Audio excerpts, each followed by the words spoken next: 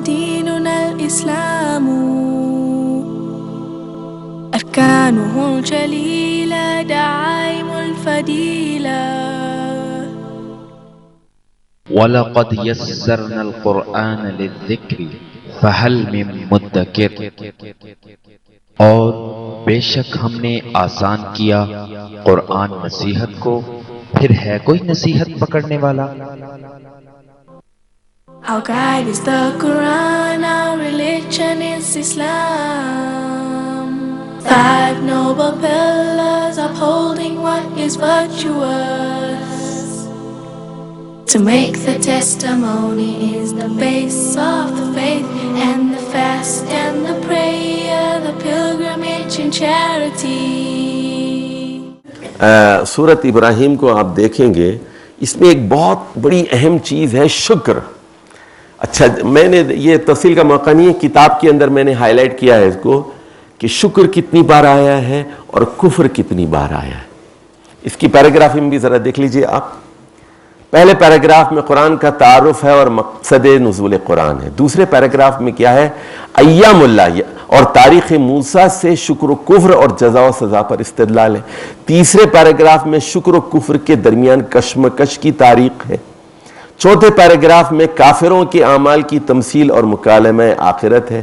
پانچویں پیراگراف میں کلمہ طیبہ اور کلمہ خبیثہ کی مثال ہے، اور چھٹے پیراگراف میں نعمت اللہ کا شکر ادا کرنے کا حکم ہے ورنہ عذاب ہوگا۔ ساتویں پیراگراف میں تاریخ ابراہیم سے شکر و توحید پر استدلال ہے، اور آخر میں اولو الالباب یعنی عقل مندوں کو قیامت کے مناظر سے اور قرآن سے ڈرایا گیا ہے۔ دیکھیے آپ درمیان میں مرکزی مضمون کو دیکھ لیے، قرآن کے انذار کی روشنی میں ایام اللہ سے عبرت حاصل کر کے کفر، ناشکری اور کفران نعمت کا رویہ ترک کرو، توحید و شکر کا رویہ اختیار کرو۔ اب دیکھیے، شکر کی ضد کفر ہے اور کفر کی ضد شکر ہے۔ جو کافر ہوتا ہے وہ شاکر نہیں ہوتا، جو شاکر ہوتا ہے وہ کافر نہیں ہوتا۔ فَإِمَّا شَاكِرًا وَإِمَّا كَفُورًا۔ اچھا جی، شکر کے نتیجے میں توحید کا راستہ ملتا ہے۔ دیکھیے، جو شکر نہیں کرتا وہ نمک حرام ہوتا ہے۔ الشکر للہ، الشکر للہ، الشکر للہ۔ جو شکر ادا نہیں کرتا وہ نافرمان ہوتا ہے۔ شیخ سعدی نے یہ بات لکھی ہے کہ میرے پاؤں میں جوتے نہیں تھے، تو میں اللہ سے شکایت کرتا رہا کہ اللہ میرے پیر میں جوتے نہیں ہیں، میرے جوتے نہیں ہیں۔ تو اس سے وہ ننگے پیر مسجد میں چلے گئے، تو مسجد میں انہوں نے ایک آدمی کو دیکھا کہ اس کے پیر ہی نہیں تھے، دونوں پیر کٹے ہوئے تھے۔ تو شیخ سعدی نے جو ہے اللہ کا شکر ادا کیا، اللہ تیرا شکر ہے میرے پاس جوتے نہیں ہیں لیکن الحمدللہ میرے پاس پاؤں ہیں۔ نبی کریم صلی اللہ علیہ وسلم نے بھی ایک دعا سکھائی ہے جس میں کہتے ہیں کسی لنگڑے کو دیکھو، اندھے کو دیکھو، یا کسی بہرے کو دیکھو، گونگے کو دیکھو، معذور آدمی کو دیکھو تو یہ کہو کہ اللہ الحمدللہ الذی کہ فضلنی علی کثیر ممن خلق تفضیلا۔ اے اللہ تیرا شکر ہے کہ کئی لوگوں سے تو نے مجھے بہت بہتر بنایا۔ تو میرے بھائیوں، آنکھوں کا شکر ادا کرو، کانوں کا شکر ادا کرو، زبان کا شکر ادا کرو، جوڑ کا، ہاتھ کا شکر ادا کرو، پیر کا شکر ادا کرو، انگلی کا شکر ادا کرو۔ یہ ہاتھ کٹ گیا تو لکھ کیسے سکیں گے؟ میں بول رہا ہوں نا، 2-3 گھنٹے روزانہ بولتا ہوں، میں اگر فالج ہو گیا زبان کا، میں اگر زبان رک جائے تو پھر زبان کا شکر ادا کریں۔ دماغ کا، فرض کیجئے پاگل ہو جاؤں میں، یہ دماغ بھی اللہ کا شکر ادا کرے، یہ دل کا صحت کا شکر ادا کرے، اولاد کا شکر، بیوی کا شکر، دولت کا شکر، ملازمت کا شکر، اللہ کی نعمتوں کا ہم شکر ادا کریں۔ الحمدللہ، الشکر للہ، الشکر للہ، الشکر للہ۔ تو جب یہ شکر کا جذبہ پیدا ہوگا، خود بخود توحید پیدا ہوگی، اللہ کی طرف آئے گا۔ اسی لیے حضرت لقمان نے بھی اپنے بیٹے کو جب نصیحت کی، یہ نہیں کہا کہ نماز پڑھو، یہ نہیں کہا مسجد جاؤ، یہ نہیں کہا، سب سے پہلی بات جو کہی انشکر للہ، اللہ کا شکر ادا کر پہلے۔ دعوت و تبلیغ میں بھی سب سے اہم چیز اللہ کا شکر ہے۔ اس میں اسی آیت میں یہ بات بتائی گئی، وَإِذْ قَالَ مُوسَىٰ لِقَوْمِهِ اذْكُرُوا نِعْمَتَ اللَّهِ عَلَيْكُمْ موسیٰ علیہ السلام نے بھی یہی کہا، اللہ کی نعمتوں کو یاد رکھو، نعمتوں کا شکر ادا کرو، اللہ کی نعمتوں کا شکر ادا کرو. اور اللہ نے اعلان کر دیا تھا کیا؟ لَإِن شَكَرْتُمْ لَأَزِيدَنَّكُمْ. اچھا یہاں بلاغت کا ایک نکتہ بتاتا ہوں، سنیے اس کا ترجمہ تھوڑا سا. لوگ اس کا اکثر ترجمہ غلط کرتے ہیں. لَإِن شَكَرْتُمْ، اگر تم شکر ادا کرو گے، تو لوگ ترجمہ کرتے ہیں اس کا میں آپ کو اور دوں گا. یہ ترجمہ غلط ہے. صحیح ترجمہ یہ ہے میں آپ کو اور بڑھاؤں گا. یہ نہیں فرمایا کہ آپ کی دولت میں اضافہ کروں گا، آپ کی عمر میں اضافہ کروں گا، آپ کو بڑھاؤں گا. یعنی آپ جو ہے ذہنی طور پر، قلبی طور پر آپ گرو ہو جائیں گے. آپ یعنی پہلے جو آپ کی حالت تھی وہ حالت باقی نہیں رہے گی. آپ پہلے کنجوس تھے تو فیاض ہو جائیں گے.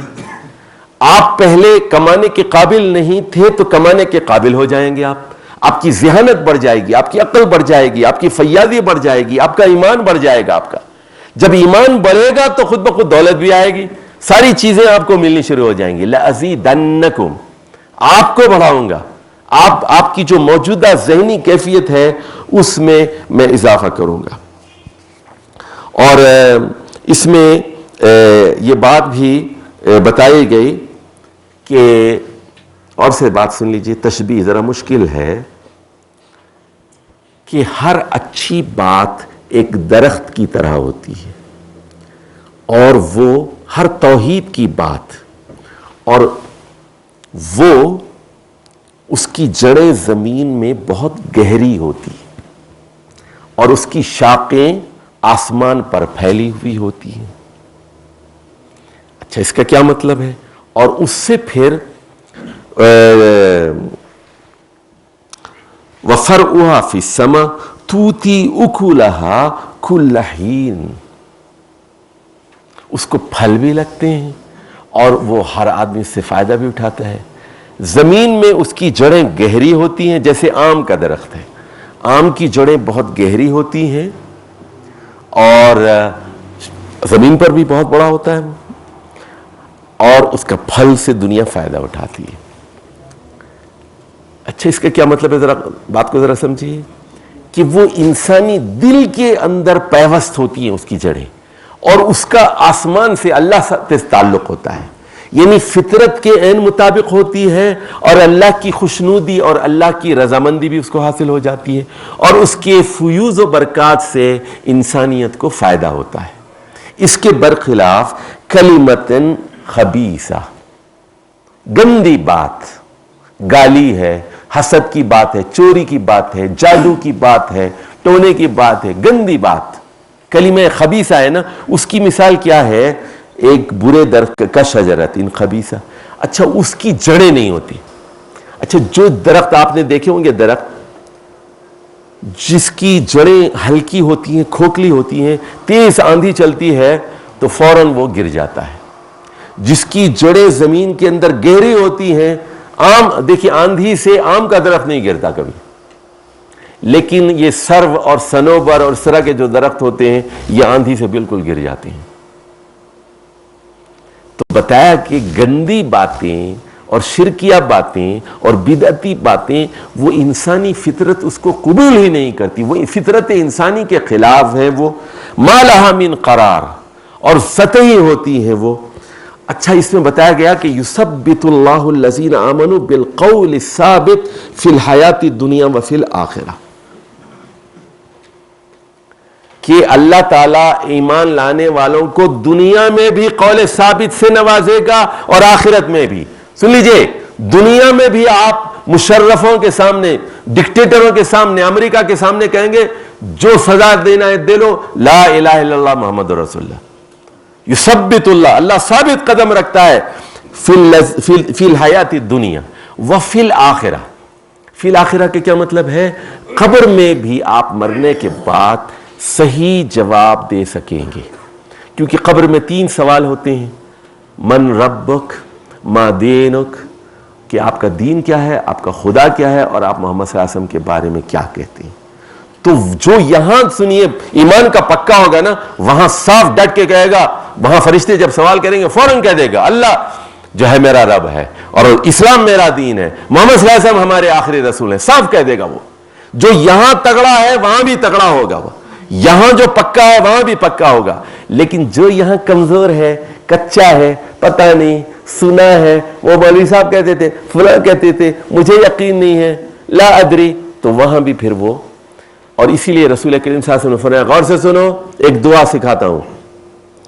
جب مردے کو دفن کر دیں, آپ مٹی ڈال دیں, تو دعا کیجئے اللہم ثبتہ فی القبر, اللہم ثبتہ فی القبر, کیونکہ حدیث میں آتا ہے الان یسأل, اس وقت سوال ہوتا ہے اس سے, اے اللہ اس کو صحیح جواب دینے کی توفیق عطا فرما, اے اللہ اس کو ثابت قدمی عطا فرما. ثبت, عورت اگر ہو تو ثبت ہا فی القبر, قبر میں اس کو ثابت قدمی عطا فرما. یہ ہے توحید کا ثمرہ کہ یہاں جو تگڑا ہوگا وہاں بھی تگڑا ہوگا, یہاں جو ڈاواں ڈول ہے, کمزور ہے توحید کے اندر, وہاں بھی کمزور ہوگا, فرشتوں کے سامنے صحیح جواب نہیں دے سکے گا. اس کے بعد فرمایا, کیا آپ نے دیکھا ان لوگوں کو بدلوا نعمت اللہ کفرا, اللہ کی نعمتوں کو ناشکری سے بدل دیا. فَأَذَاقَهَا اللَّهُ لِبَاسَ الْجُوعِ وَالْخَوْفِ بِمَا كَانُوا يَصْنَعُونَ. اس کا نتیجہ کیا ہے؟ اللہ آپ کو بھوک میں, خوف میں, افلاس میں مبتلا کرے گا.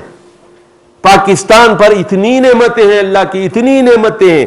دیکھیے یہاں پر سندھ سے آم آتا ہے, ملتان سے آم آتا ہے, چوسا آتا ہے, یہاں پر کوئٹہ سے سندر خانی انگور آتے ہیں, سوات سے بہترین آپ کے آڑو آتے ہیں, پنجاب سے بہترین کینو ملتا ہے, ایسا کینو جو دنیا میں ایسا کینو کہیں نہیں ہو سکتا. میں نے سنیے, میں امریکہ کے کینو بھی کھائے, میں نے کینیڈا کے بھی کھائے, یورپ کے بھی کھائے, ساؤتھ امریکہ کے کھائے, سوڈان کے بھی کھائے, لبنان کے بھی کھائے, دنیا کے سارے پھلوں کو میں نے چکھا ہے. لیکن جو کینو سرگودا کا ہے دنیا میں کہیں نہیں ہو سکتا. لیکن یہ قوم ناشکری ہے. یہ پنجاب دنیا کی بہترین جو ہے زرعی زمین ہے, لیکن ناشکری ہے, ناشکری قوم ہے نا. تو جو ناشکری قوم ہوتی سے, یہ بدلوا نعمت اللہ کفرا وَأَحَلُّوا قَوْمَهُمْ دَارَ الْبَوَارِ. اب سنیے, ایک نکتہ بتاتا ہوں یہاں. لیڈرشپ کی بدماشیوں کی وجہ سے, لیڈرشپ کی غلطیوں کی وجہ سے قوم کو سزا ملتی ہے. أَحَلُّوا قَوْمَهُمْ دَارَ الْبَوَارِ.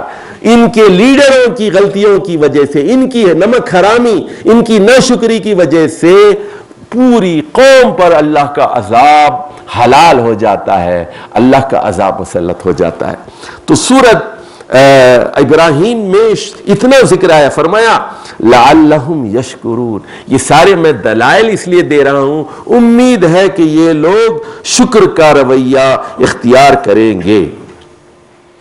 تو آخر میں کہا گیا ھذا بلاغ للناس, یہ لوگوں کے لیے ایک عام پیغام ہے اور لوگوں کو ڈرانا مقصود ہے تاکہ وہ جان لیں انما هو الہ واحد ولیذکر اولو الالباب, تاکہ عقل مند لوگ, اہل لب, عقل مند لوگ اس سے نصیحت اور عبرت حاصل کریں, ناشکری چھوڑیں, کفران نعمت چھوڑیں, شکر کا رویہ اختیار کریں.